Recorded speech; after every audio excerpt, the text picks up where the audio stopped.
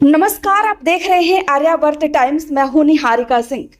आज बात करेंगे बिहार की राजनीति में उठे उस सियासी तूफान की जिसने राज्यसभा चुनाव से पहले ही माहौल गर्मा दिया है।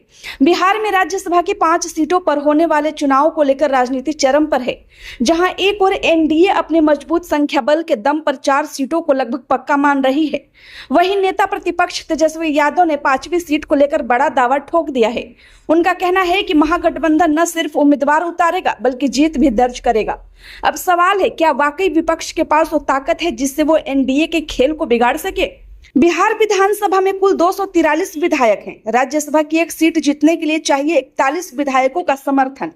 मौजूदा आंकड़ों के अनुसार एनडीए के पास 202 विधायक है, यानी गणित के हिसाब से 4 सीटों पर एनडीए की जीत लगभग तय मानी जा रही है। लेकिन असली मुकाबला है 5वीं सीट पर। महागठबंधन का दावा जादुई आंकड़ा 41।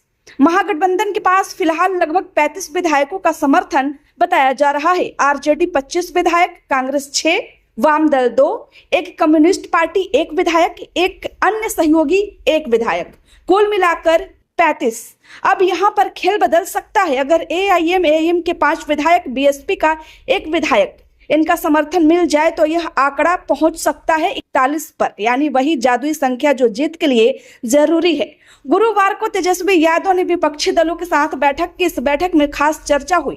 एआईएम और बीएसपी के समर्थन को लेकर बताया जा रहा है कि एआईएम के विधायक अख्तरुल इमान और बीएसपी विधायक से बातचीत आगे बढ़ी है। हालांकि अभी तक औपचारिक घोषणा नहीं हुई है, लेकिन महागठबंधन के नेता भरोसे से भरे नजर आ रहे हैं। बैठक के बाद एक सहयोगी विधायक ने साफ कहा, महागठबंधन अपना उम्मीदवार जरूर उतारेगा और जीत दर्ज करेगा। एनडीए के पास स्पष्ट बहुमत है। 202 विधायकों के साथ वह आराम से 4 सीट जीत सकती है। लेकिन राजनीति सिर्फ गणित का खेल नहीं होती, रणनीति और एकजुटता भी अहम होती है।